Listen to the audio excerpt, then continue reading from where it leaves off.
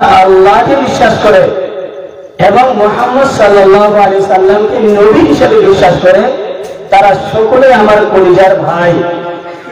আমি এখনই বিশ্বাসী সে যেই মাসলাকের হোক না কেন, আমি আজ পর্যন্ত আলহামদুলিল্লাহ কোনো বয়ানে কোনো ভাইকে, কোনো আহলে হাদিস ভাই হোক, ব্রেলি ভাই হোক, দেওবন্দি ভাই হোক, কাউকে আমি আক্রমণ করে কথা বলি না, আমি কাউকে গালি দিয়ে কথা বলি না।